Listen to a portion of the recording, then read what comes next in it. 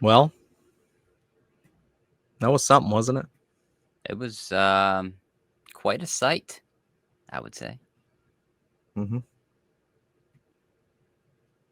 Pretty much what we expected. About that, yeah.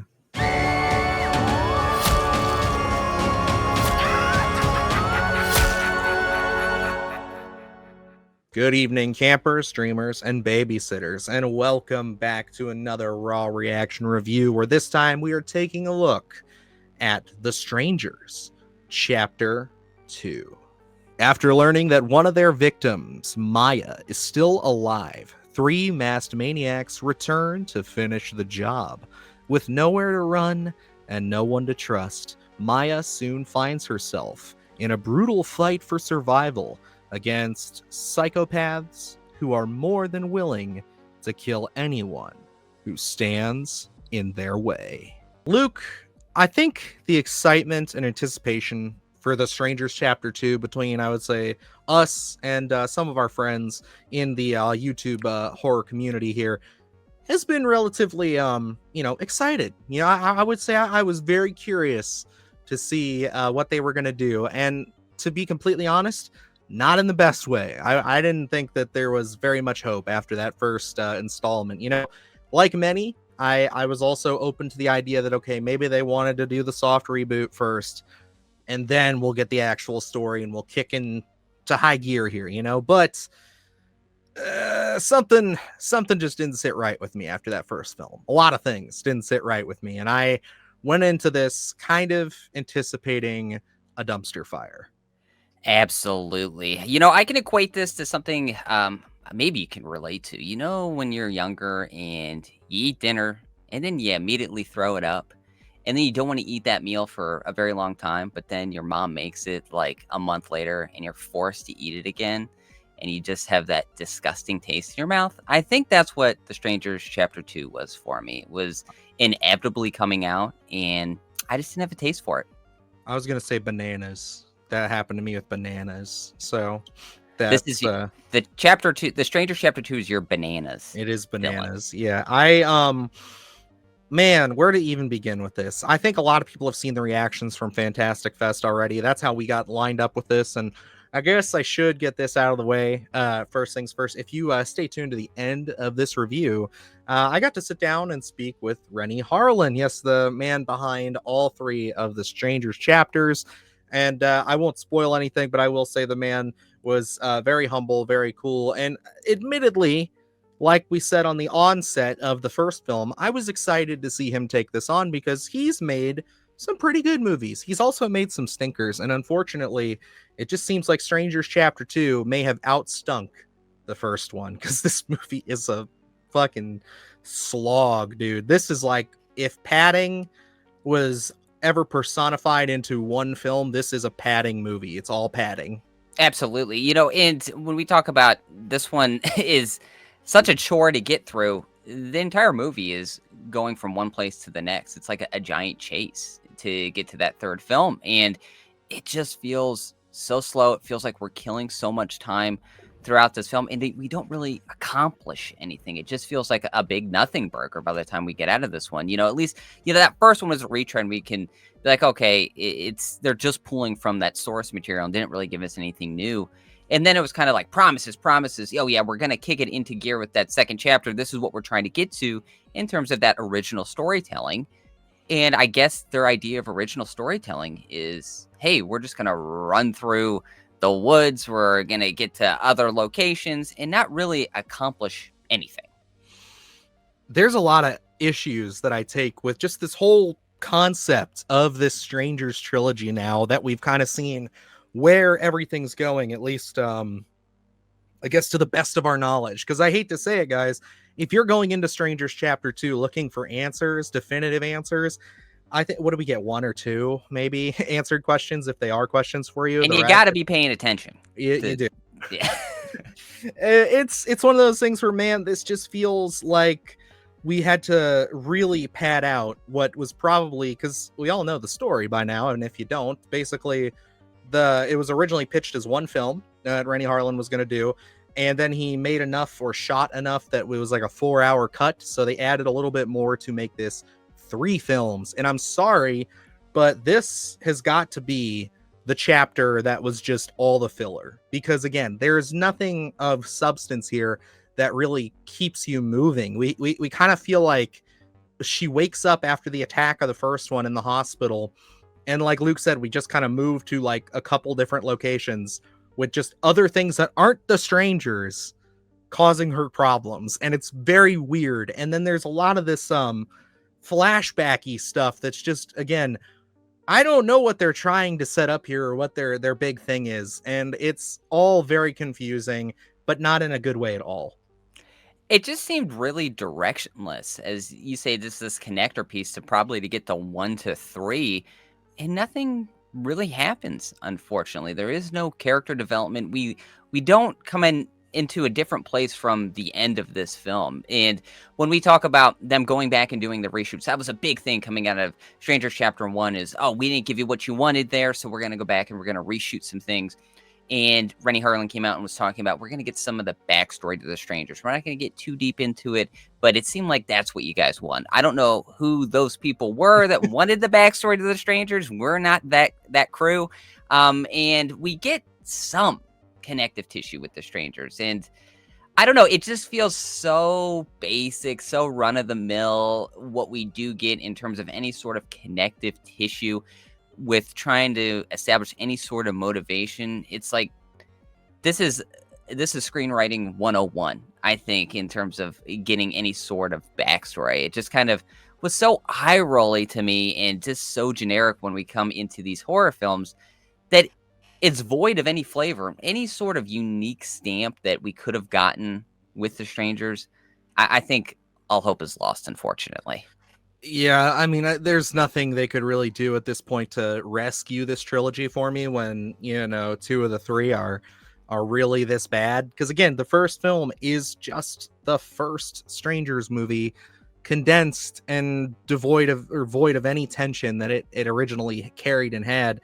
And I just feel like from the onset here, we're missing the entire point of the first film and why it stuck around, why it has such staying power with everybody. And that is that, like, we don't know who these people are. We're not supposed to. They are simply just strangers killing to kill. This is what they do.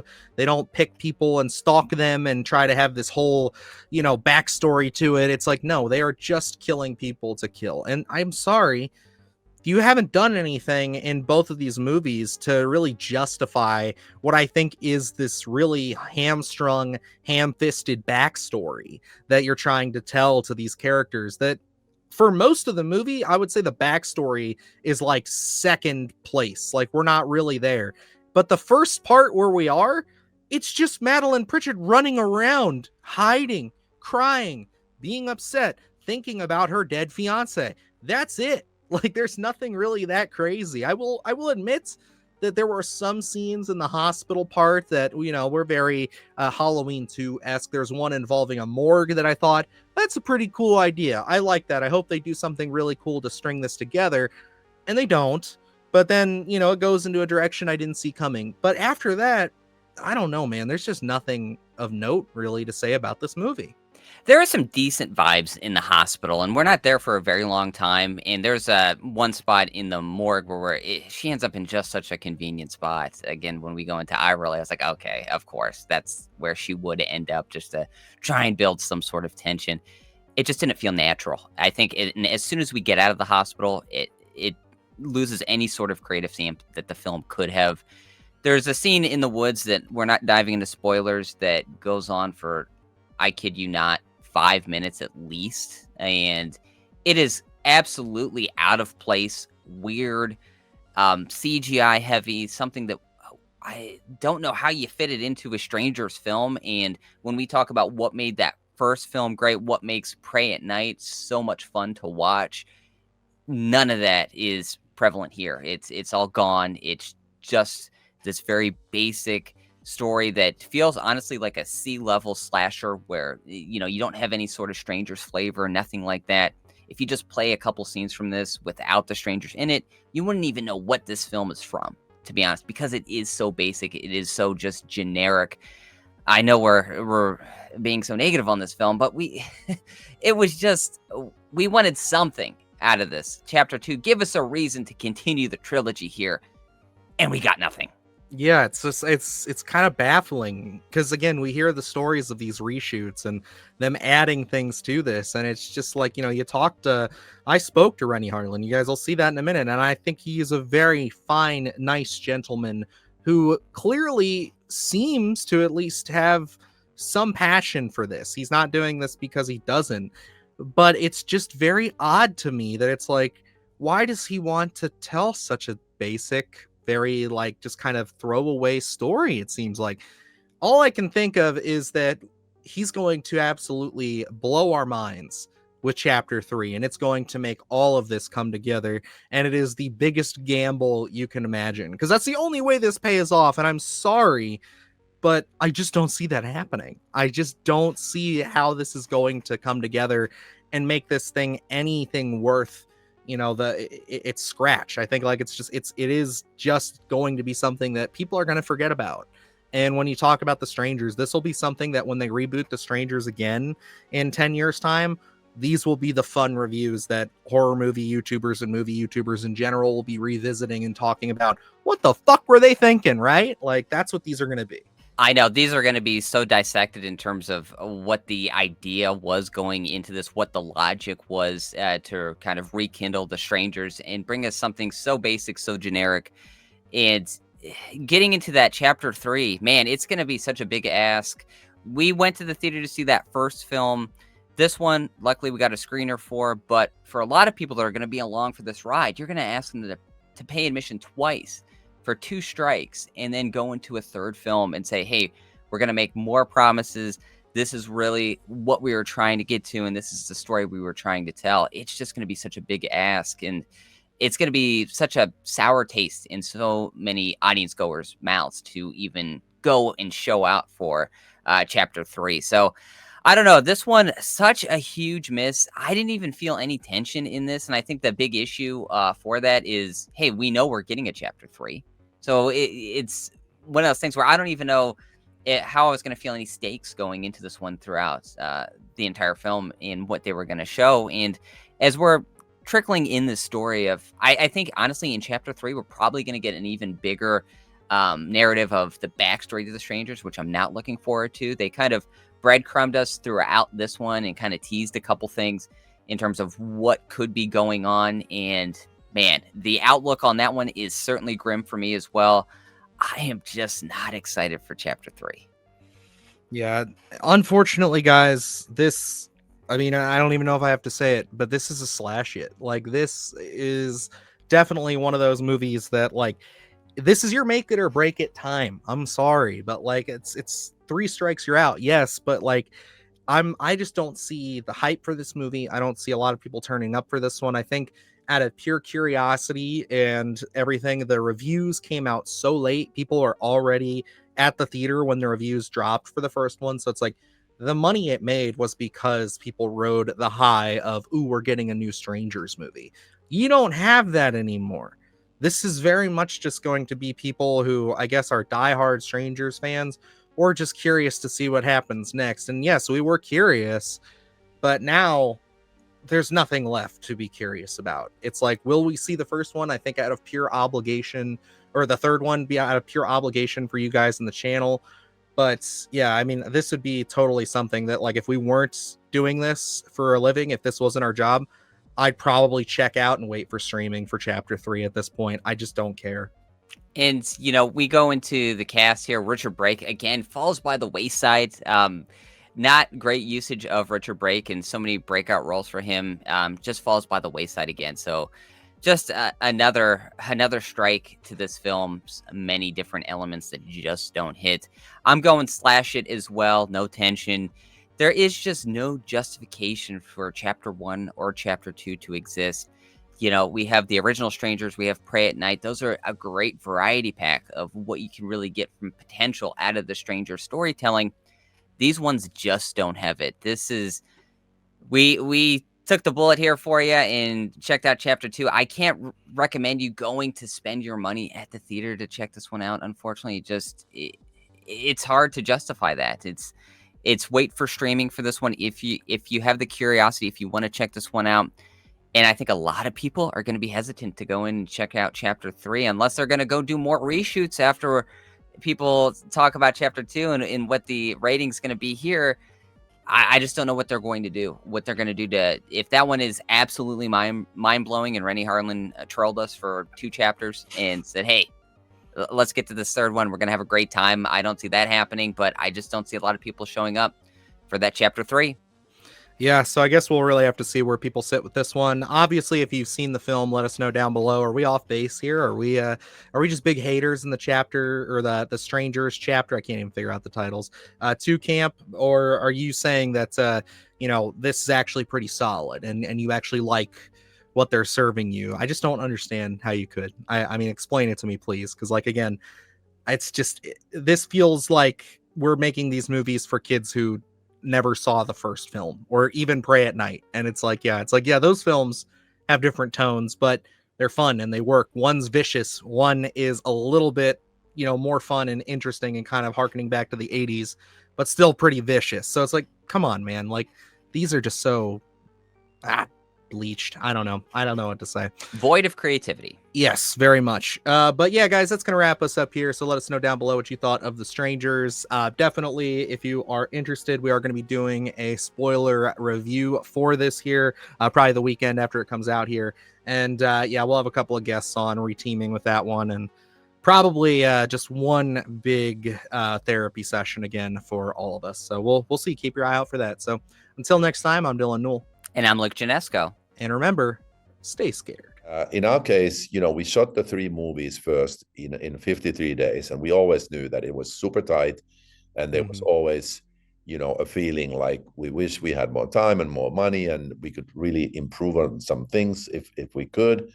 But we did it, and we released the first movie, and we from the get-go we knew that we were against a very tough challenge because we are remaking a beloved classic.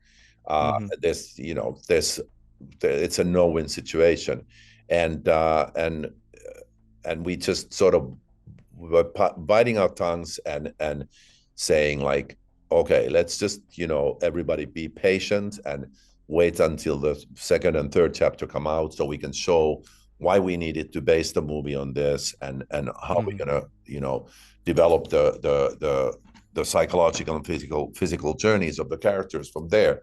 But luckily, the first movie was successful, which made the studio amenable to giving us some more money and going back and improving on some things that we wanted to do.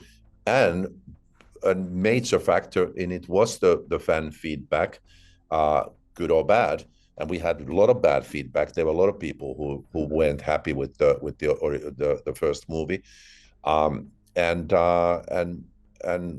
we're just like, fantastic. We can go back and I think for the second movie we spent maybe a week and a half doing new stuff, and for the third movie we did 3 weeks of additional shooting, and we were able to really shift the focus in the movies a little bit, and go into directions such as the backstory of the Strangers, which was definitely something that the fans were very eager to explore, and do that kind of thing. So it's shooting 3 movies at the same time was unique. Going back and being able to improve on them was amazing.